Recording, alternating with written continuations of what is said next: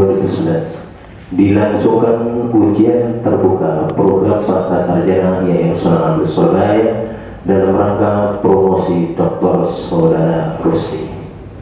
Kepada promotor silakan berjuang.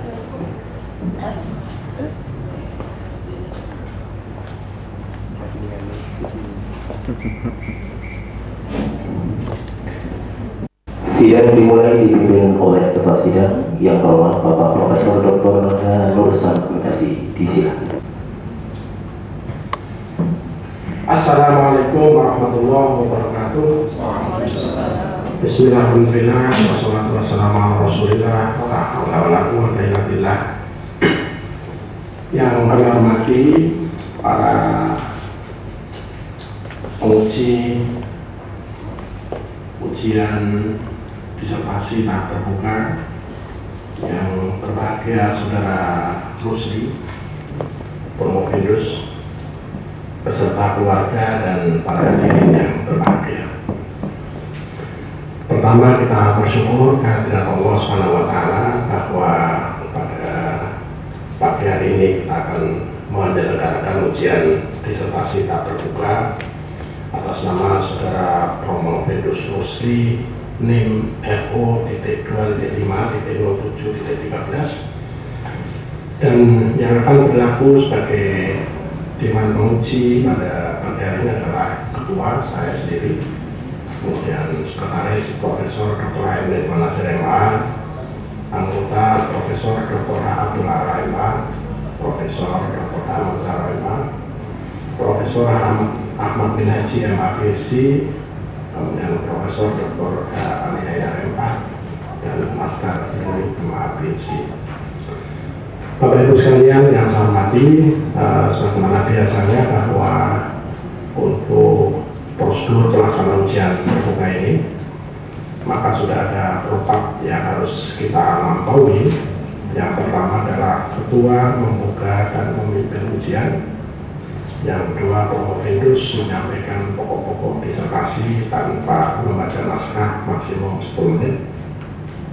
Yang ketiga, 2 orang promotor sebagai penguji diberi waktu maksimum 20 menit. Yang keempat, 3 orang penguji utama diberi waktu 45 menit. Yang kelima, sekretaris sebagai penguji diberi waktu 10 menit. Yang keenam, ketua sebagai penguji diberi waktu 10 menit. Yang ketujuh, sidang tim penguji maksimum 10 menit. Yang kedelapan, yudisium dan penyerahan tanda kelulusan 5 menit. Yang kesembilan, pesan-pesan promotor diberi waktu maksimum 10 menit. Yang ke-10, ucapan selamat dari penguji dan seluruh undangan kepada promotor baru. Bapak Ibu sekalian yang saya hormati, marilah kita buka ujian ini dengan bacaan basmalah. Bismillahirrahmanirrahim. Tahapan yang kedua, Saudara Promovius menyampaikan pokok-pokok disertasi tanpa membaca naskah maksimum 10 menit. Saudara Promovius, saudara dalam keadaan sehat, agak pucat sedikit, biasa. Ya, kira-kira kurang tidur semalam ya. Saudara diberi waktu selama 10 menit, berarti jam 9:35 menit, saudara harus menghentikan presentasinya. Dipersilakan. Assalamualaikum warahmatullahi wabarakatuh. Ketua sidang, sekretaris sidang, promotor, anggota sidang penguji yang saya hormati, hadirin hadirat yang berbahagia. Disertasi saya yang berjudul Konstruksi Salapisme dalam Siberfatwa bertujuan untuk mengungkap konstruksi salapisme dalam fatwa internet atau biasa dikenal dengan sebutan fatwa online atau siberfatwa. Yang menjadi objek penelitian disertasi ini adalah 2 situs yang sangat berpengaruh dalam dunia maya, yaitu situs fatwa online dan situs Islam online. Dengan memfokuskan pada bahasa dan simbol yang digunakan serta aktor-aktor penggerak di balik situs tersebut. Untuk mengetahui hal ini, penulis menggunakan metode analisis wacana, discourse analysis, dengan pendekatan 3 dimensi, 3-dimensional approach, dari teks, konteks, wacana. Teks dihubungkan dengan wacana kemudian diletakkan dalam konteks sosial dan historis. Dan paradigma pendidikan ini adalah konstruksionisme sosial yang menekankan pada asumsi bahwa semua bentuk pengetahuan, termasuk foto online, adalah dikonstruksi secara sosial. Dalam proses tersebut, banyak hal yang memainkan peran, seperti motif kepentingan dan ideologi, relasi kekuasaan, status ekonomi seorang penafsir, global discourse dan local discourse, serta teknologi informasi. Penelitian ini menyimpulkan bahwa dua situs, yaitu Fatwa Online dan Islam Online, itu menampilkan dua model konstruk salafisme yang sangat berbeda, baik dari sudut pendekatan dan epistemologi fikih, bahasa dan simbol yang digunakan, serta materi-materi fatwa. Yang pertama, situs Fatwa Online yang berbasis di Madinah itu menampilkan satu model konstruk salafisme yang relatif lebih dogmatis, literalis, rigid, ahistoris, anti-intelektual, dan anti-rasionalis dalam kaitan dengan metode dan pendekatan penalaran hukum. Hal ini didasari oleh fakta bahwa, oleh asumsi bahwa pendekatan hermeneutis historis itu hanya akan mendistorsi sakralitas dan universalitas teks, yaitu Al-Quran dan Sunnah. Konteks dan waktu dalam pemahaman ini tidak relevan untuk menjelaskan dan memahami teks. Berpijak pada teologi konservatif Syekh Ibn Abdul Wahab serta pandangan ulama Wahabi seperti Syekh Abdul Aziz bin Baz dan Syekh Muhammad Shalih Al-Utsaimin, yang kedua tokoh ini banyak dipengaruhi oleh pikiran-pikiran Ibnu Taimiyah, Ibnu Qayyim Al-Jauziyah, dan ulama seperti Ibnu Abdul Wahab itu sendiri. Situs Fatwa Online menampilkan fatwa-fatwa yang banyak didominasi oleh bahasa-bahasa dan simbol-simbol seperti kata-kata bid'ah dan haram. Yang keduanya mencerminkan satu pendekatan atau mistik, itu pendekatan hitam putih dalam menjawab dan merespon berbagai persoalan yang berkembang. Bid'ah dalam situs ini digunakan sebagai alat politik, yaitu mengkonstruksi atau membentuk ortodoksi keagamaan yang memaksa para ulamanya menentukan batasan-batasan terhadap ajaran mereka serta mengutuk pandangan-pandangan teologis yang menyimpang.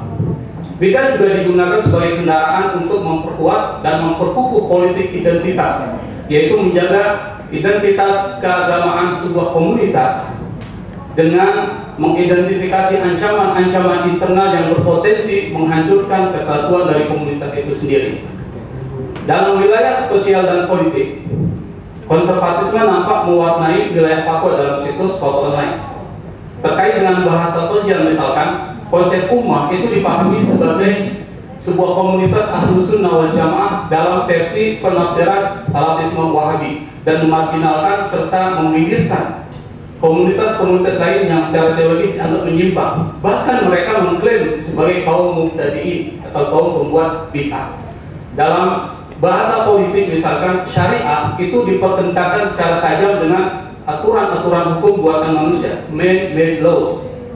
Aturan-aturan hukum buatan manusia dalam pandangan ini dianggap sebagai aturan-aturan yang dibuat di luar syariah. Mengikutinya sama dengan mengikuti tauhid, simbol penghambaan terhadap selain Tuhan. Karenanya mereka masuk dalam kategori kafir, fasik, dan zalim sebagaimana dijelaskan dalam Al-Quran. Wa lam yahkum bima anzalallah fa ulaika humul kafirun, seterusnya ulaika humul fasikun dan zalimun. Nah, melihat daripada pendekatan epistemologi, bahasa dan simbol yang digunakan serta materi fatwa, maka situs ini tampaknya mengusung model hypertekstualis salafisme, itu salafisme yang hipertekstualis. Yang kedua, situs Islam Online. Situs Islam Online ini berbasis di Doha, Qatar, dan digerakkan di Kairo, mengusung model konstruk salafisme yang relatif lebih moderat, kontekstualis, dan substansialis, dengan berpijak kepada kombinasi antara al-Quran wa tajdid, antara tradisi dan modernitas, serta prinsip-prinsip fiqhul aqliyah seperti al-taysir, al-wasl, al-i'tidal, pemberian kemudahan, keseimbangan dan moderasi yang diusung oleh Syekh Muhammad Yusuf Al-Qaradawi, Sayyid Al-Bardawi yang merupakan salah satu pendiri European Council for Thought and Research, situs fatwa ini yaitu Islam Online itu mengusung nilai-nilai fatwa yang tidak didominasi oleh bahasa-bahasa dan simbol-simbol seperti kata bid'ah dan haram, tapi lebih memberikan solusi dan penjelasan yang berbasis pada illat dan hikmah, falsafatul tasbih dan maqasid syariah. Nah, terkait dengan bahasa sosial, misalkan konsep ummah dalam situs ini tidak dipahami secara eksklusif, tapi dipahami secara inklusif. Konsep ummah itu merupakan sebuah komunitas yang diikat oleh ikatan iman dan Islam. Ummah dipahami sebagai sebuah komunitas dalam bahasa Al-Quran, ummatan wasata atau ummatan muqtassidah, yaitu komunitas pertengahan yang dalam penafsiran situs Islam Online adalah sebuah komunitas yang moderat dalam hal keyakinan, perilaku, dan keberagamaan. Oleh karena itu mereka tidak ekstrim kanan dan tidak ekstrim kiri. Nah, terkait dengan bahasa politik, syariat tidak dipertentangkan secara tajam dengan aturan-aturan hukum buatan manusia. Selama aturan-aturan tersebut tidak bertentangan dengan prinsip-prinsip universal syariat, tidak bertentangan dengan maqasid syariat, maka aturan-aturan tersebut dapat diterima dan pelakunya tidak masuk dalam kategori kafir, fasik maupun zalim. Bahkan kategori-kategori hukum atau aturan-aturan hukum tersebut masuk dalam kategori syariah. Nah, melihat dari epistemologi yang dikembangkan, simbol dan bahasa yang digunakan, serta materi-materi fatwa yang dikumpulkan, maka situs Islam Online ini mengusung model konstruk kontekstualis, progresif kontekstualis salafisme, yaitu salafisme yang kontekstualis dan progresif. Kontribusi teoritis dari temuan disertasi ini adalah yang pertama, mengungkap bahwa salafisme bukan sebuah gerakan yang monolitik. Di dalam dunia maya ternyata banyak ragam salafisme. Meskipun dalam global salafisme, buku yang diedit oleh Ron Major itu diidentikan salafisme sebagai gerakan yang radikal, konservatif dan sebagainya. Namun dalam dunia maya ternyata ada model lain dari salafisme, yaitu salafisme yang progresif dan juga kontekstualis, meskipun tetap dipengaruhi oleh bayang-bayang seperti Syekh Ibnu Taimiyah, Muhammad Rasulullah, dan juga Muhammad Abdul dan tokoh-tokoh reformis lain yang masuk dalam kerangka salafi. Yang kedua, temuan disertasi ini mempertanyakan konsep dari McLuhan yang mengatakan the medium is the message, bahwa yang McLuhan mengatakan bahwa yang memainkan peran yang penting dalam melakukan perubahan adalah medianya, menurut McLuhan. Tapi dalam disertasi ini ditentukan bahwa bukan cuma media, tapi juga muatan penting. Artinya media dan muatan media memainkan peran yang sama pentingnya dalam memberikan pengaruh secara psikologis dan juga memberikan pengaruh pada perilaku sosial umat Islam. Terima kasih, ini ulasan singkat disertasi saya. Terima kasih. Oke, terima kasih Pak Rusli. Waktunya pas rasa 10 menit. Sesuai dengan urutan nomor, ini persoalan urutan nomor ya. Itu maka saya persilakan pada Profesor Dr. Abdul Ala yang tahu. Urutan absen. Urutan absen. Terima kasih Bapak Ketua. Pertama saya ingin menyampaikan selamat bahwa Saudara Rusli telah berhasil sampai pada promosi pada pagi ini. Yang kedua, saya ingin klarifikasi, di dalam psikologi ada salafisme intelektual, salafisme reformis, salafisme jihadis, kemudian salafisme wahabi. Yang tiga pertama itu menuju ke nama ini. Jadi reformisme itu bisa menuju ke Pak Rusli, ke siapa saja, gitu misalnya, intelektual ini itu. Tapi wahabi, kesan saya itu menunjuk ke nama kelompok. Ini sejauh mana pertanggungjawaban akademik dari Saudara Rusli? Yang pertama perlu saya berikan sebuah penjelasan bahwa pemberian tipologi terhadap salafisme itu pada dasarnya lebih mengarah pada bagaimana dia memahami politik. Jadi lebih ke sana. Karena dari segi creed akidah, teologi itu semuanya memiliki kesamaan, bahwa masing-masing memiliki kesamaan dalam teologi, baik salafisme ilmiah yang biasanya diusung oleh Syekh Muhammad Al-Albani ataupun Salafiyah Jihadiyah dan sebagainya. Tapi dalam persoalan politik mereka memiliki sikap yang sangat berbeda. Kenapa di sini disebutkan juga salafisme Wahabi? Karena mereka merupakan sebuah gerakan yang memiliki ciri khas. Wahabi itu tidak bisa disamakan dengan Salafiyah ilmiah yang diusung oleh Muhammad Nasrul Al-Albani, yang memang dari segi politik mereka bersikap quietism. Dia tidak aktif dan bahkan mengatakan bahwa partai-partai politik itu masuk dalam kategori yang diharam, termasuk pemilihan. Tetapi dalam salafisme Wahabi, mereka selain juga tidak bersikap politik, tapi juga mereka memberikan satu penekanan dan dukungan yang sangat kuat terhadap rezim Wahabi saat itu, yaitu rezim Saud yang merupakan kombinasi antara Ibnu Saud dan Muhammad Abdullah. Jadi Wahabi lebih diidentikan bukan dalam pengertian nama, tapi lebih dari kesamaan creed dan lebih kesamaan dalam persoalan pandangan politik. Terima kasih.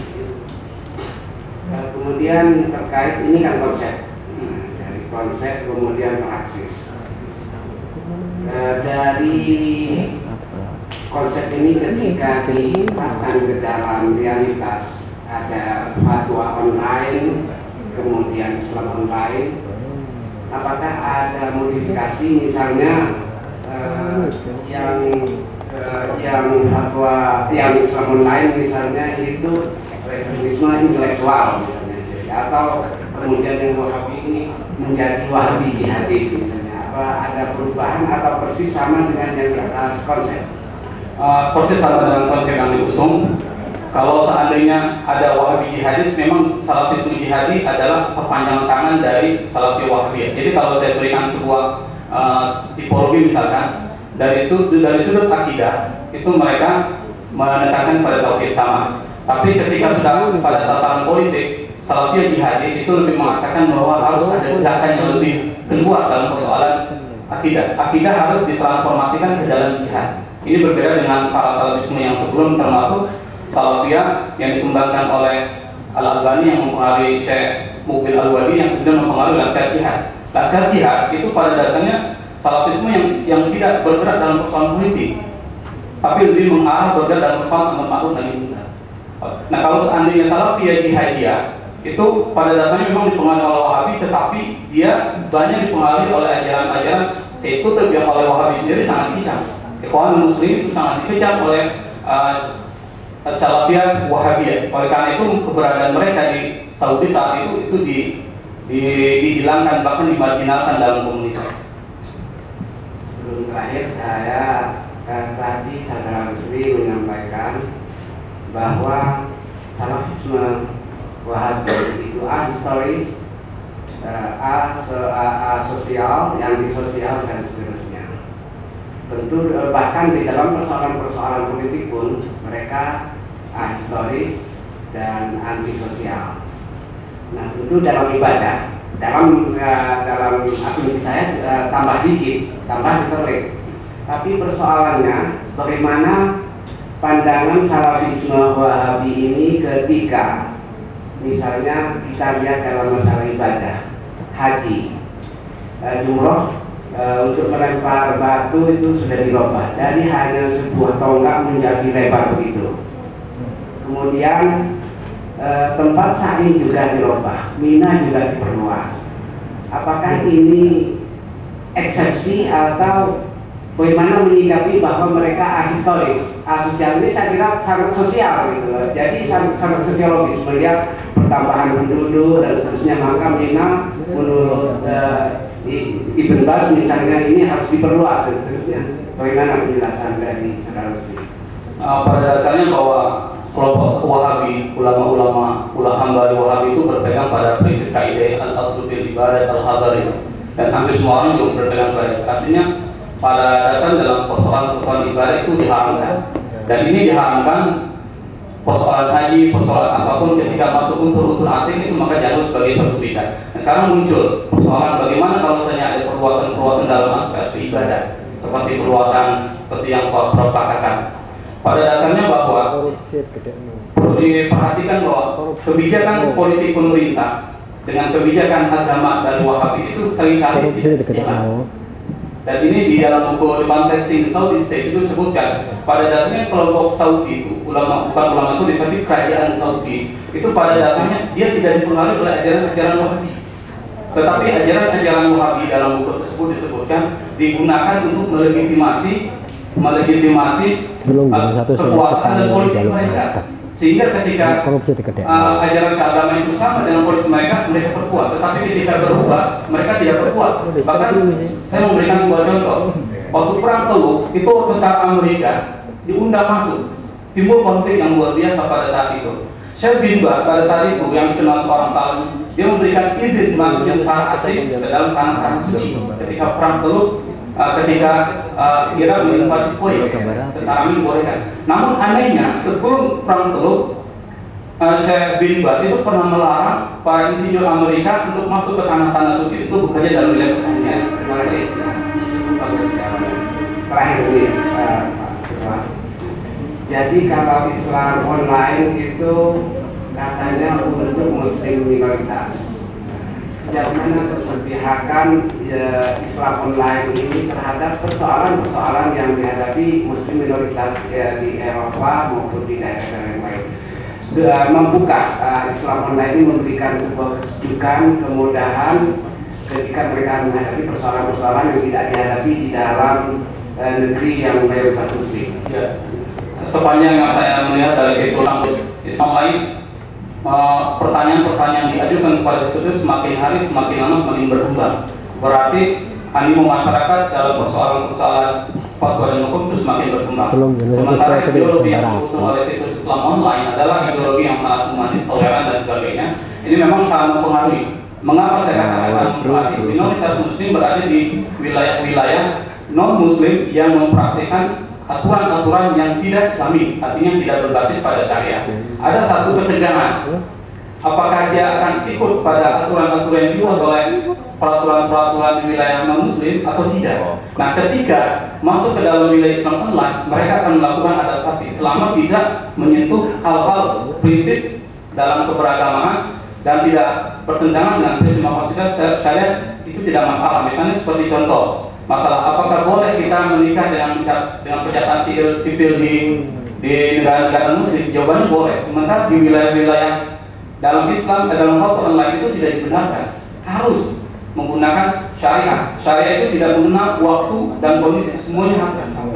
Sementara dalam Islam online itu berbasis pada taghayyur fatwa bi taghayyur azminah wal amkinah wal aqwal wal mawaqif sebagaimana dijelaskan oleh Ibnu Qayyim al-Jauziyah. Jadi mereka sebenarnya banyak mempengaruhi dan itu sangat diperlukan bagi komunitas Muslim yang tinggal di wilayah-wilayah non-Muslim. Terima kasih, Pak.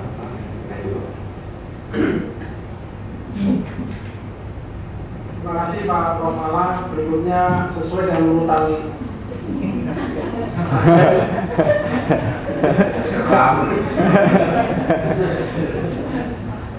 silakan Pak Profesor Ahmad Zahro.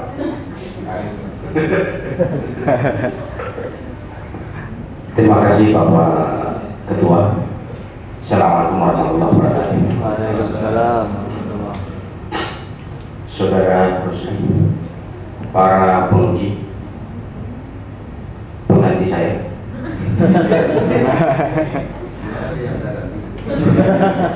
Ini para koleganya Mas Rusli, Mas Abi, Mas Jalal, Mas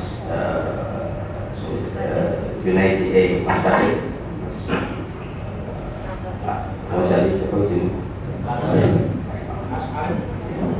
kemudian Mbak I, mana yang lain? Boleh tanya.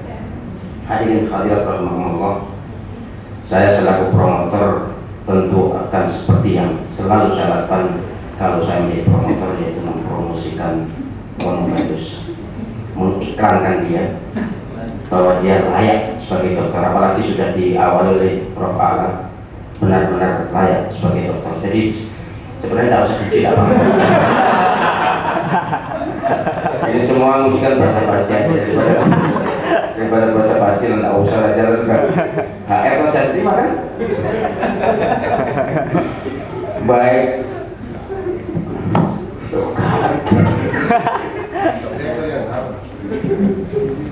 Saudara Rusli,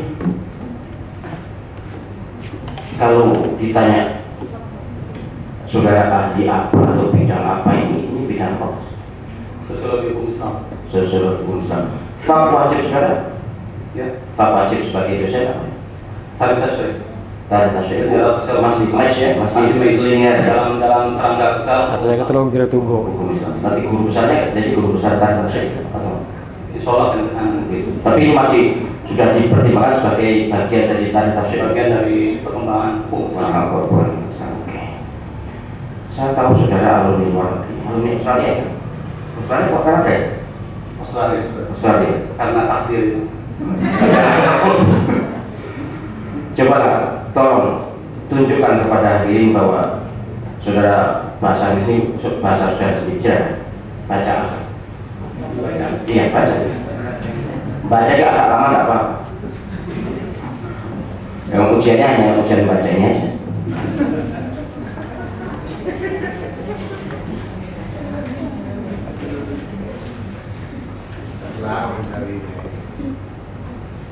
The purpose of this research is to reveal how Salafism is confronted in online fatwas, which are inside website as photo online and some online.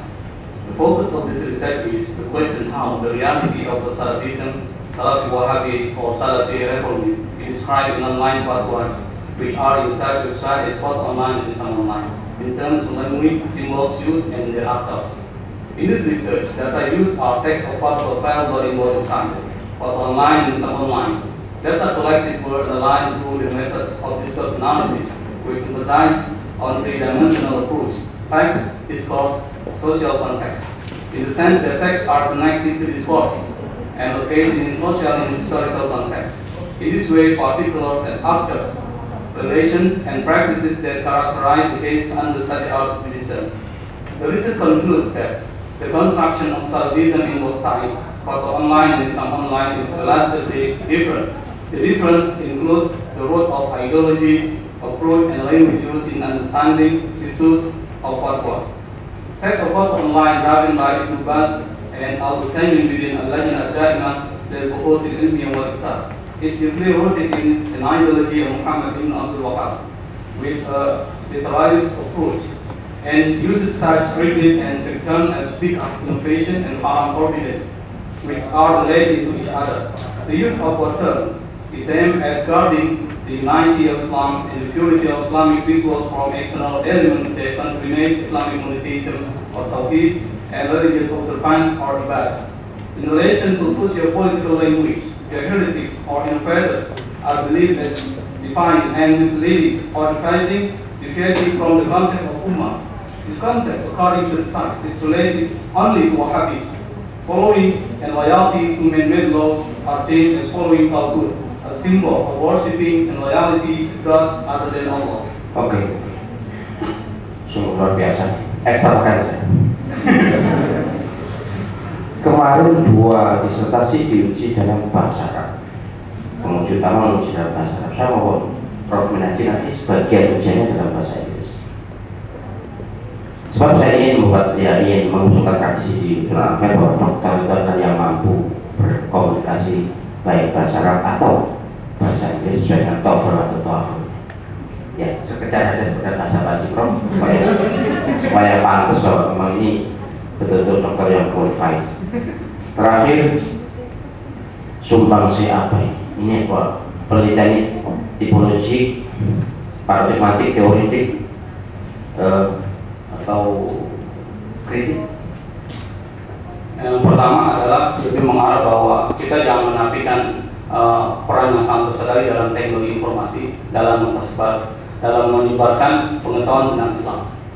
Persoalan yang penting adalah bahwa fatwa yang biasa didominasi oleh ilmu pengetahuan tradisional dengan persyaratan-persyaratan yang ketat ternyata itu bisa dipakaikan secara dengan leluasa, secara gamblang itu dengan fatwa online. Maksud saya dengan fatwa online fatwa yang ada di dalam internet. Mukti itu memang tidak diketahui, anonim. Siapa kemampuannya apa, seperti apa dia, tapi ketika pertanyaan itu diajukan maka akan muncul sebuah nuansa pengetahuan yang banyak dipengaruhi oleh ideologi, motif dan kepentingan. Seperti yang dikatakan nanti itu memainkan peran yang vital dalam mempengaruhi seseorang. Nah, seandainya kita mengabaikan peran teknologi informasi dalam persoalan ini, maka kita akan mundur ke belakang dan tidak akan bisa merespon perkembangan sosial menjadi yang sangat luar biasa cepat ini. Sementara internet itu bisa memainkan peran yang logika kecepatan sangat kuat, sehingga ketika kita menyampaikan dalam media ini maka akan bisa diketahui secara lebih menyeluruh oleh orang-orang yang berada di luar dunia yang berbeda. Nah ini dalam proses pembinaan perilaku, dalam proses pengedepanan etika-etika Islam sangat penting. Tidak hanya melalui face-to-face interaction, tapi juga menggunakan media yang bisa mempengaruhi, walaupun pengaruhnya mungkin bisa diukur, bisa dikatakan tinggi, rendah, tapi paling tidak bisa mempengaruhi kesadaran mereka bahwa ada nilai-nilai yang disebabkan melalui internet. Dengan berbagai macam ideologi seperti salafisme disebabkan melalui internet. Tapi kalau salafisme tidak disebabkan melalui internet, yang paling tidak seperti ini. Gerakan salafi yang ada di Indonesia itu tidak akan mewarnai besar ketika dia tidak didukung melalui media internet. Saya mengetahui salafisme lebih banyak dari internet daripada berinteraksi dengan kelompok salafi. Saya pikir pentingnya di sana kontribusi lebih mahal bagaimana kita mempertimbangkan teknologi dan modernitas itu dalam merespon persoalan hukum yang berkembang. Terakhir, tahun 2010 saya menggagas ngaji internet di Al-Akbar dan pesannya banyak luar biasa. Tetapi ternyata lihat informasi di website itu, lihat siapa orang yang anonim banyak sebagai calon dokter bidang apa bidang yang lebih ke internet. Apa saran saudara bagaimana supaya ngaji internet atau supaya informasi internet itu tidak dimakan total atau dimakan mentah-mentah oleh konsumennya, atau biar dimakan mentah-mentah aja? Gimana menurut saudara? Saya pikir biarkan mereka memakan dan membaca sendiri, karena dalam demokrasi sekarang ini indoktrinasi ajaran-ajaran itu tidak begitu relevan, karena hanya menciptakan sebuah gerakan-gerakan radikal. Kalau man dia pun tahu syekh Saya pikir hadis itu, kalau memang itu hadis perkataan, perkataan itu harus dipahami bukan dalam pengertian secara literal. Setan ini kan bisa berubah bentuk, bisa dalam bentuk lain, bisa dalam bentuk paham dan sebagainya. Tetapi ketika paham-paham yang bernuansa setan itu ditambah dengan diskusi-diskusi yang rasional seperti yang diinginkan oleh Habib Mas'ud, maka akan hilang. Karena yang ditekankan adalah etika-etika kebenaran, etika-etika yang diterima secara universal oleh masyarakat di seluruh dunia, maka itu nggak jadi persoalan. Tapi ketika sebuah ajaran itu memang eksklusif, maka akan menciptakan kekerasan. Maka keberadaan internet itu menghilangkan eksklusivitas pengetahuan. Jadi pengetahuan itu bisa diakses oleh siapapun. Nah, persoalannya adalah siapa yang mengakses. The user itu perlu kita mengetahui siapa yang bicara tentang persoalan ini, apa yang dibicarakan, atau ideologi perlu dipahami. Di sini perlu adanya public sphere, sebuah ruang di mana ada terjadi diskusi secara rasional, bebas, sehingga orang itu bisa menjadi lebih baik bukan karena indoktrinisasi, tapi melalui perlu pemandu dibiarkan, tapi melalui diskusi yang informal itu penting. Jadi membiarkan internet itu bermain sendiri agak rawan, tapi perlu juga dibarengi oleh media-media yang bersifat fisik, artinya pengajian mendiskusikan. Ini ada informasi-informasi yang itu seperti ini akan didiskusikan, akan menciptakan sebuah ruang publik yang sangat luar biasa rasional. Oke. Luar biasa, kita pakai saya. Saya main pakai es buat. Semalam sudah minum es pakcos. Dipersilakan Pak Prof. Waktunya 20 menit. Bebas. Kalau sudah, terima kasih. Bismillahirrahmanirrahim. Assalamualaikum warahmatullahi wabarakatuh. Tadi disuruh pakai bahasa Inggris, saya ingat guru saya, Profesor Zamak Sarina. Beliau bilang begini, saya ini tidak bisa bicara bahasa Inggris dengan orang yang tidak dari Inggris.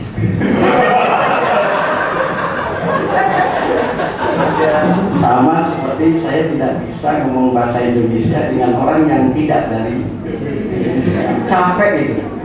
Saya baru datang. Oke, tapi oke lah.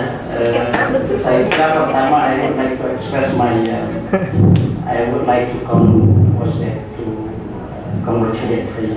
This is one of the best dissertation I ever had.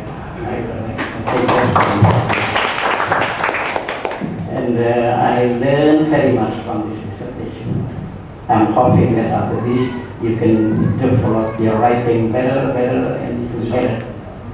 Saya kira itu yang pertama. Kemudian the second one, I just want to develop the question has been developed by Professor Zafar. The question concerning about what is apa bidang ilmu, what is the field of your dissertation, right? Saya mau cerita sedikit terkait dengan itu. Maybe what I like to ask you is relating to science tree. You understand science tree? Science tree. You understand that? Pohon ilmu. Okay. Saya mau masuk ke situ, sains ilmu. Saya kira kalau kita bicara sains ilmu, maka kita akan melihat akar, batang, ranting, daun, dan lain sebagainya. Dan sebenarnya daun Anda itu punya Anda itu di mana posisinya? Saya kira mungkin idenya seperti itu. Tetapi, if we are talking about that one, it bring you and me and I began to the discussion about the epistemology, the theory of knowledge, right? The paradigm of knowledge. Saya kira di situ, that is the important point that I would like to discuss with you tentang disertasi ini.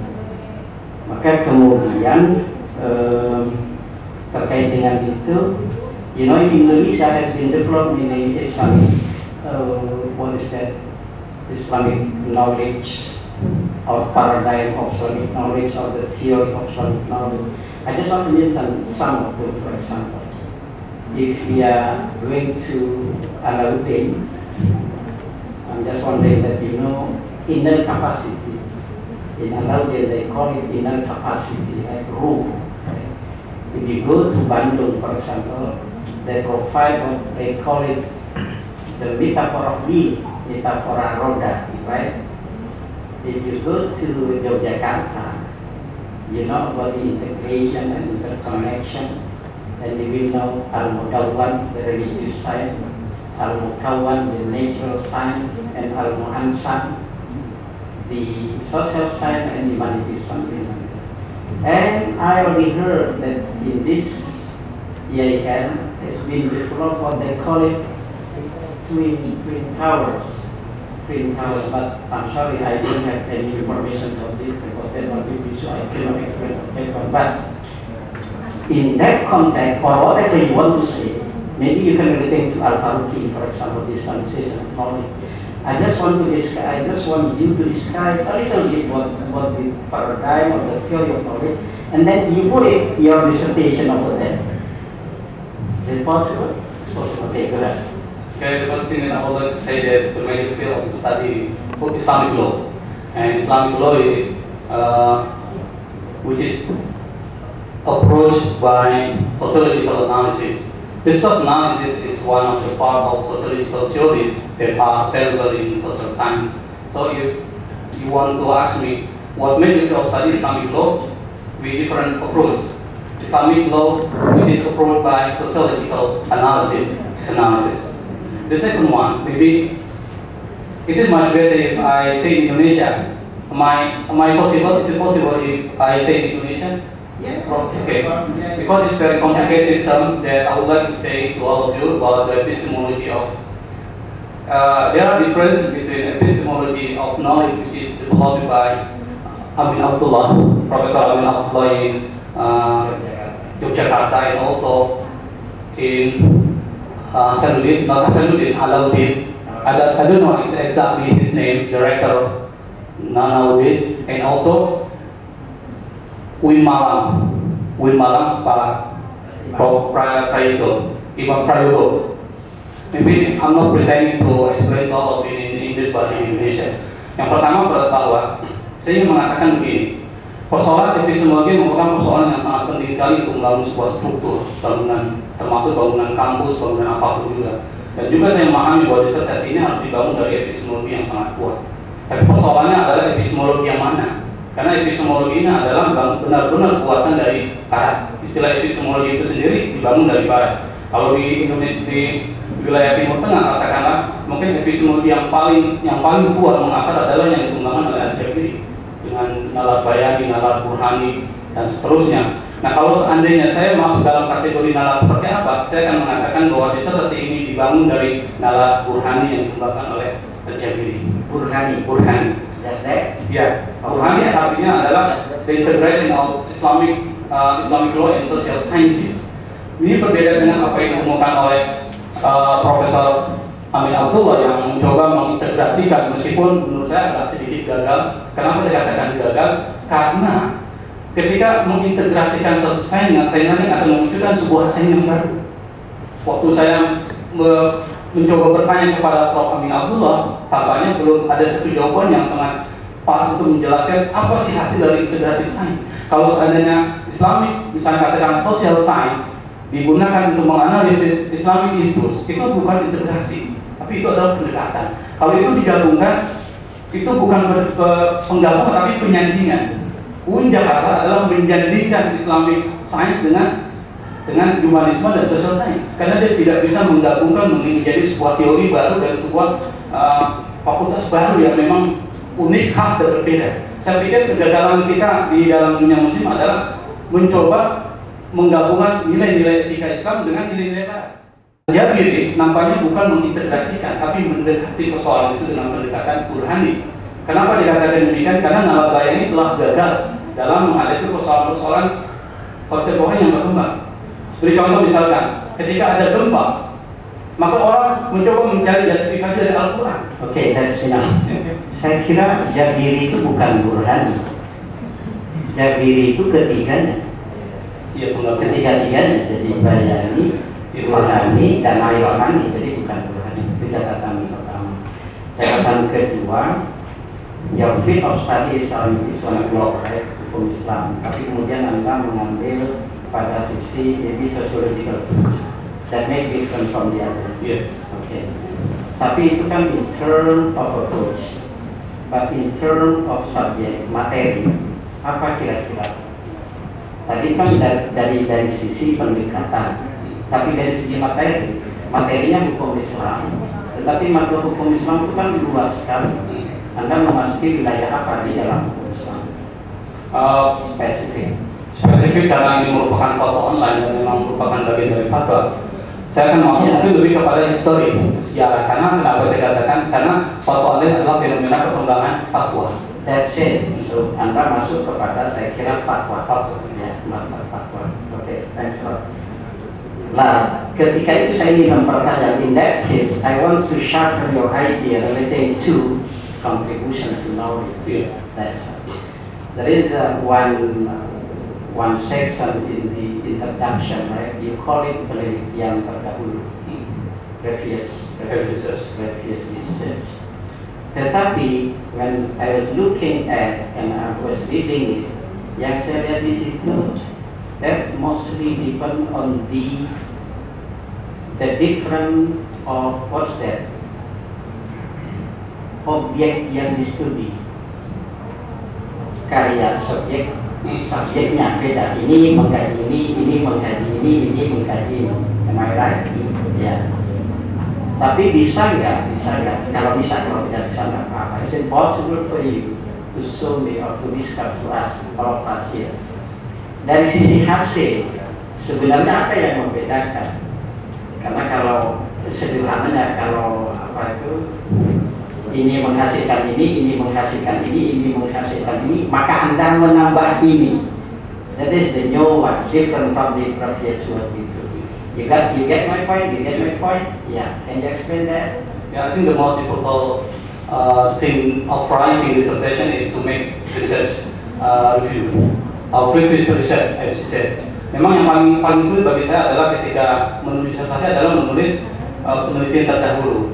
Saya pernah baca judulnya Writing Literature Review. Itu ada buku, saya punya buku itu. Dia mengatakan bahwa dan memang sulit sekali untuk bisa diaplikasikan. Untuk dalam melakukan sebuah review literatur, ketika ingin menulis sebuah disertasi atau penelitian, itu yang pertama ada 3 poin yang perlu dikembangkan. Pertama adalah mereview teorinya, mereview metodologinya, yang ketiga mereview hasilnya. Itu yang paling penting, tapi paling berat. Nah, ketika saya mendapatkan sebuah artikel kesulitan saya adalah karena artikel ini kan cuma sekedar artikel. Jadi kadang-kadang tidak disebut metodenya, kadang-kadang hanya disebut hasilnya. Kemudian ketika melakukan review, saya seperti melihat seperti pohon. Jadi harus ketika ingin melihat sebuah tema itu melihat seperti pohon. Jadi saya bahas ininya dulu dengan menggunakan typology itu, kategorisasi. Maka dalam penelitian disertasi saya yang terdahulu itu saya sebutkan, misalnya ada penulisan tentang fatwa dengan menggunakan pada individual fatwa, kepada lembaga fatwa dan sebagainya. Kemudian pada fenomena yang sekarang ada fatwa online. Dari fatwa online ini ada beberapa pendekatan dalam melihat itu. Tapi memang nggak pernah melihat itu karena pertama mungkin the habit of writing dissertation in IAIN ini sudah kuat seperti ibarat, jadi agak sulit kita melakukan itu. Maka saya hanya membuat review disertasi ala kadarnya seperti itu. Jadi ketika memang di posisi disertasi saya apa uniknya, saya ingin menjelaskan seperti ini. Yang pertama, bahwa disertasi ini belum ada yang tulis dalam wilayah fatwa online yang lebih dalam. Ada buku seperti yang tulis oleh Gary Bird itu tidak membahas itu. Banyak kelemahan yang saya tulis dalam previous research itu. Yang kedua, disertasi ini menampilkan bahwa salafisme itu ternyata bukan sebuah gerakan yang monolitik. Ya, ada suatu the other current, ada suatu aliran lain yang memang mainstream yang lebih kuat yang banyak dilupakan orang. Nah, ini menampilkan bahwa ternyata memang salafisme jangan dipahami sebagai sebuah gerakan monolitik yang konservatif. Okay, that's enough. Tapi the important thing of your friend, you are aware the importance of how to study the previous years. Saya kira itu ya poin yang penting. Kemudian di halaman, it's another thing that I want to ask you here. 264, the conclusion exactly. In that page, Anda menulis begini, segala pengetahuan adalah konstruksi sosial. Segala mean everything. What do you mean by segala di sini? Semua pengetahuan. Semua pengetahuan, ya, memang merupakan No exception, no istisna in this case. No exception. No exception. Termasuk pengetahuan Islam merupakan konstruksi sosial. Begitu. Karena kenapa saya katakan demikian? Karena ketika orang memahami Islam sebagai simbol, di dalam dirinya bermain motif dengan ideologi. Saya tidak tahu pertanyaan saya apakah right or wrong ya, tapi pengetahuan itu kan bisa dicapai through many means dengan banyak cara, ya kan? Bisa lewat mimpi, bisa lewat ilmu, bisa lewat wahyu, bisa lewat ilham. Nah, ketika konstruksi sosial itu masuk, semua cara itu masuk. Karena mimpi itu ketika diverbalkan melalui diverbalkan dia akan menjadi konstruksi sosial. Mimpi, saya bermimpi, tapi ketika saya mengekspresikan, saya akan melihat kepentingan saya. Coba yang terakhir, saya ingin penjelasan. Ketika terkait dengan wahyu dan ilham, bagaimana Anda menjelaskan bahwa itu konstruksi sosial? Saya ingin penjelasan Anda. Pertama, ilham adalah media, satu cara seorang mendapatkan pengetahuan. Ketika pengetahuan itu ditransfer kepada orang lain, maka sudah bermain peran yang tadi saya katakan bahwa ada konstruksi sosial. Ketika sebuah pengetahuan dilembagakan menjadi lebih kuat konstruksi sosial. Kenapa saya katakan demikian? Karena yang pertama bahwa kita tidak akan bisa melepaskan sendiri ketika melakukan, mengucapkan sesuatu. Kalau dilarikan sedikit, Quran misalnya, itu Qurannya itu konstruksi sosial atau memang kata-katanya dan maknanya memang dari sana. Atau sebenarnya the inspiration is coming from God, but the letter is coming from Muhammad. Di situlah perdebatan teologis terjadi antara kelompok yang mengatakan Al-Quran sebagai kitab suci. Anda posisinya apa sih? Posisi saya Al-Quran sebagai kitab suci. Tetapi ketika Al-Quran ditafsirkan sudah konstruksi sosial. Di sini ada exception memang, exception yang dipaksakan oleh ideologi agama. Saya pikir itu. Last point. Is it possible for you to use your dissertation to look at the contemporary cases in TKS, what is that? Kasus Temanggung, kasus Jawa Barat, dari kasus Pasuruan, Cikesir. Just to explain, and at the same time, can you use your dissertation to look at what the case in the Middle East and North Africa right now? If it possible, possible. Pertama melihat pada public speed. Kenapa bisa terjadi kekerasan? Karena public speed tidak dibuka. Kenapa saya katakan begitu? Karena sebuah gerakan-gerakan yang berbasis kekerasan pada dasarnya merupakan sebuah gerakan yang eksklusivisme. truth claim dan sebagainya, mengatakan bahwa dia adalah buruk. Ini kan orang-orang berpola pikir atomistik yang mengatakan hitam putih, seperti yang dilakukan oleh Waldi adalah hitam putih. Kalau nggak begini tidak ada sebagainya. Tapi kalau disertasi digunakan bahwa dengan menggunakan menciptakan sebuah public sphere bisa melalui diskusi-diskusi publik yang nasional, bisa melalui internet dan sebagainya, blog dan sebagainya, maka akan bisa menciptakan sebuah komunitas yang bisa menghargai perbedaan itu. Dan perbedaan-perbedaan itu muncul karena diberikan kebebasan. Tetapi ketika dia ditutup dari kebebasan itu, maka akan muncul sebuah gerakan separatisme, gerakan radikalisme, seperti gerakan-gerakan DPI, karena mereka tidak dibuka oleh sebuah wilayah publik yang memang memberikan satu alternatif lain yang luar biasa mewarna di dalam Indonesia itu sendiri. Saya pikir itu. And exactly the case in Libya, right? Yes, sir. Okay. Thank you very much, sir. I like your answer. Terima kasih balik, Prof. Berikutnya Nomor urut. silakan Pak Jenderal, nomor urutnya begitu ya. Terima kasih Pak Ketua. Bapak Ibu saudara sekalian, saya izin dengan memuji terdahulu bahwa karya Romo Bebas ini luar biasa.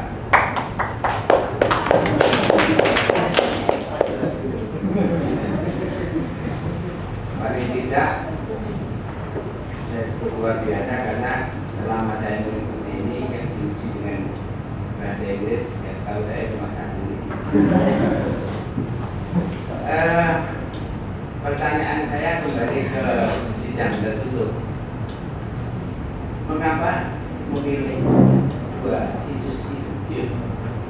Saya sudah masukkan Pak Prof. Ali Heda dalam disertasi ini. Kenapa saya masukkan memilih dua ini? Yang pertama, akses terhadap situs ini luar biasa besar. Dari kelompok yang sangat ekstrim kanan, maksud saya masuk ekstrim adalah ada kelompok yang sangat literalis dengan mengakses foto online. Sementara orang yang Islam online biasanya kaum minoritas yang berada di wilayah-wilayah barat akan mengakses ini untuk mengisi kehausan dia dalam soal Islam. Yang kedua, bahwa dua situs ini diberikan apresiasi sebagai situs yang berpengaruh oleh Gary Bird. Gary Bird itu mengatakan dua situs ini memang sangat berpengaruh. Oleh karena itu saya ingin melihat sejauh mana pengaruhan sehingga ini dikatakan Bird sebagai sebuah situs yang, tetapi saya ingin melihat bukan dari aspek pengaruh, tapi dari aspek bagaimana dia menyampaikan ideologi mereka melalui salafisme. Sehingga saya mau tertarik. Kalau ada juga di Indonesia situs seperti Salafi.id, tapi Salafi.id ini kan dipengaruhi oleh Syekh Mubil Al-Wadi, Syekh Mubil Al-Wadi, muridnya Syekh Al-Albani dan sebagainya. Jika begitu menarik menurut saya, maka saya mengangkat karena tidak ideologis, maka saya mengangkat dari yang baik. Baik, saya cuma ingin salah satu sumbangan saya ada. Yang kedua, judul ini konstruksi salafisme dalam siber dalam internet. Kalau saya memaknai konstruksi tentang salafisme itu apa enggak? Tidak, menurut saya tidak tepat. Karena salafisme adalah objek dari yang konstruk. Maka kalau dengan konstruksi tentang, maka akan muncul satu pemahaman lain bahwa menjelaskan model lain dari konstruksi itu sendiri. Kalau itu tidak tepat, teori konstruksi itu kan ada yang mengkonstruksi. Siapa yang mengkonstruksi di sini? Kira-kira berapa orang yang jawaban-jawaban atau pertanyaan-pertanyaan itu sebagai konstruksi? Ya, konstruksi itu adalah sebuah istilah sosial. Ya. Dalam kamus-kamus sosiologi itu dikatakan bahwa sesuatu proses menciptakan sesuatu, maka dia merupakan sebuah konstruksi. Tetapi ketika menciptakan sesuatu itu tidak kosong dari pengaruh.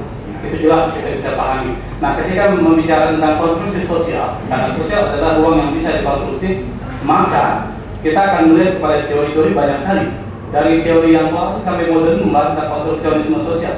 Karena konstruksionisme sosial adalah sebuah paradigma penelitian yang di bawah payung ini ada teori-teori seperti sociology of knowledge, Karl Mannheim, Peter Berger, dan teman-teman masuk dalam kategori social cartesianism. Saya ingin memberikan satu contoh sedikit.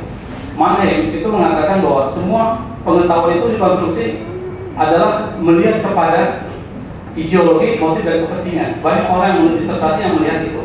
Abu Bakar itu bisa dilihat dari aspek itu. Syahrul bisa dilihat dari aspek itu. apa sih kepentingannya, apa sih motifnya, dan apa ideologinya sehingga menciptakan satu model seperti itu. Yang kedua, seperti Michel Foucault mengatakan bahwa pengetahuan itu pada dasarnya itu dipengaruhi oleh kekuasaan, relasi kekuasaan, power knowledge. Jadi ketika sebuah kekuasaan ingin diimplementasikan secara efektif, dia harus menciptakan pengetahuan. Dia harus membentuk. Bukan pengetahuan yang dibentuk, tapi adalah kondisi-kondisi historis yang menciptakan pengetahuan itu sendiri. Saya pikir di Indonesia ini seperti itu. Ketika ingin melanggengkan kekuasaan, maka pengetahuan harus dibentuk. Seperti penataran P4 itu kan dibentuk. Untuk supaya membuat orang itu patuh kepada Pancasila. Kenapa bisa seperti itu? Karena banyak orang yang menolong Pancasila. Jadi ada motif, kepentingan, dan ideologi.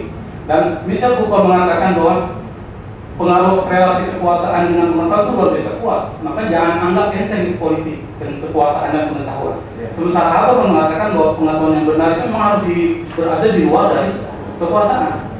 Pengetahuan yang benar menurut Habermas adalah ketika pengetahuan itu objektif, rasional, tidak ada hambatan-hambatan dari kekuasaan, maka itu adalah pengetahuan yang objektif. Tapi ketika ada pengetahuan itu pengaruh kekuasaan, itu tidak objektif. Makanya disebut dengan teori kritis. Dan saya sepaham dengan para tokoh ini karena memang kita tidak bisa nafikan bahwa persoalan-persoalan seperti itu memainkan peran yang sangat kita dalam pembentukan pengetahuan dan transfer ilmu pengetahuan. Saya pikir seperti itu, Pak. Jadi peran penulis apa di menafsirkan realita itu dari konstruksi penulis sendiri? Saya maksudnya. Ya. Kalau saya mengambil poin-poin penting dari tokoh-tokoh ini, kemudian saya melihat bahwa fatwa online adalah hasil konstruksi sosial, ternyata bermain dengan ideologi, motif, kepentingan. Manhaj saya masukkan. Kedua, relasi kekuasaan Foucault. Kenapa? Lain ada imalah bahwa ilmi waktu itu adalah lembaga fatwa Saudi. Saudi itu menentukan orang-orang tertentu untuk masuk ke situ. Segala kebijakan yang berada di luar kebijakan politik pemerintah akan dihilangkan. Di sini ada relasi kekuasaan dan pengetahuan. Maka jangan heran ketika Saudi kemudian membentuk satu ortodoksi keagamaan yang memerintahkan para ulama menentukan agamanya seperti apa dan memaksa mereka untuk mengutuk pandang-pandang teologis yang menyimpang. Dan untuk merealisasikan ini mereka bentuklah Libya. Mereka bentuk buku-buku disebarkan, ada tulisan itu di udara, itu kan ada diberikan aja tapi tidak diperjualbelikan. Didanailah masjid-masjid di Palu juga pendanaan masjid itu di Spain dari kelompok-kelompok mereka, kemudian mereka mengangkat imam-imam dari iman mereka. Ini bagian dari sebuah proses mempengaruhi realitas objektif dari masyarakat muslim yang sedang melakukan itu. Bagian dari ini. Yang terakhir, dalam bab 2 salafisme dari konsep ke praksis. Saya memahami dari konsep itu ke praksis bahwa semula itu konsep, kemudian muncul praksis sebagai gerakan. Tetapi ketika ini dibuat tipologinya ini tidak jelas mana yang konsep, mana yang gerakan. Apa komentar? Pertama yang saya sebut dengan apa adalah metodologi dan prinsip-prinsip umum yang mewadai salafisme itu adalah menjadi. Kalau begitu salafisme itu semuanya menjadi gerakan. Salafisme menjadi gerakan itu pada tahun 80-an. Dia menjadi sebuah gerakan dunia. Sebelumnya dia hanya sebuah makna. Makanya harus dibedakan antara makna salafi dengan gerakan salafisme. Makanya Betul begitu. betul. Dari buku yang saya baca di Sekolah Global Salafism Itu memang dia membangun Saudi bersama dengan dinasti Saud, membangun kerajaan Saudi Arabia bukan gerakan. Jadi dalam buku itu ada 12 Sekitar abad 18 ya. Jadi revivalisme itu pada Ibnu Abdul Wahab itu gerakan Salafiyah lebih memanifestasikan dirinya dalam bentuk gerakan revitalis. Dia membumikan mempurifikasi pelaku yang dianggap bid'ah artinya sudah menjadi gerakan ya pada waktu itu. menjadi gerakan. Kemudian menjadi ortodoksi keagamaan oleh Syekh bin Baz. Ketika Syekh bin Baz muncul menjadi mufti di sana, maka gerakan revivalisme menjadi hilang. Dia merubah menjadi ortodoksi keagamaan. Ini yang sekarang berada ortodoksi keagamaan. Oleh karena itu Salafi Wahabi menjadi sebuah kelompok sendiri, beda dengan Salafiyah Taklidiyah, beda dengan Salafiyah Jihadiyah, beda dengan Salafiyah Ilmiah dan sebagainya. Dia menjadi sebuah sendiri karena jadi ortodoksi. Nah makanya ketika dia ortodoksi, dia menjadi apolitis karena dia mendukung kekuasaan, tapi dalam prinsip tauhid sangat kuat. Kesamaan Salafiyah dalam akidah, tetapi ketika akidah itu konsep direfleksikan menjadi sebuah gerakan berbeda-beda masyarakat itu. salafi. Tapi semua gerakan-gerakan salafi di penjuru dunia itu diinspirasi oleh Wahabi. Yang diinspirasi Ya, secara teologis, ya. secara teologis diinspirasi, saya kira inspirasinya ada dalam bentuk konkret sebagai gerakan. Gerakan. Dan yang mendanai gerakan itu mereka dari kelompok besar ini. Memang bukan langsung oleh negara, oleh kerajaan, tapi oleh kekuatan yang dibangun, oleh ideologi keagamaan yang dibangun, melahirkan tokoh-tokoh yang menginspirasi atau menggerakkan seperti yang ada di Indonesia dan di mana-mana. Betul. Ya. Memang ada benang merah antara salaf Wahabi dengan salafisme di Indonesia. Dari segi teologi tadi, tetapi ketika persoalan politik memang ada persoalan perbedaan. Ada yang pro dan tidak dan sebagainya. Gerakan Ikhwan itu kan pada dasarnya mereka kan Wahabi dalam teori, dalam akidah. Tapi dalam persoalan politik dia harus jihad. Jihad oleh Ikhwan Muslim yang bukan jihad memerangi hawa nafsu, tapi jihad militer. Seperti gerakan-gerakan Salafi jihad mengatakan bahwa gerakan jihad itu gerakan militer, bukan gerakan seperti yang dipahami banyak orang. Makanya mereka menjadi gerakan yang ketika jihad ini mengglobal, maka menjadi luar biasa efektif. Seperti yang dilakukan oleh Osama bin Laden dan Ayman Al-Zawahiri dan sebagainya, ini mengglobalkan jihad. Yang jihad itu untuk menyerang penguasa lokal-lokal yang dianggap bid'ah, yang dianggap kafir, tapi oleh Osama bin Laden diglobalkan menjadi musuh yang paling besar adalah Amerika, musuh kecil adalah penguasa yang tidak menerapkan syariah. Ini dibagi dua situ. Tapi pada dasarnya prinsipnya sama dan teologis. Prinsipnya sama. Prinsip ini kan dipengaruhi oleh Ibnu Taimiyah, tokoh yang paling penting di situ. Termasuk Muhammad Abduh itu sama dipengaruhi.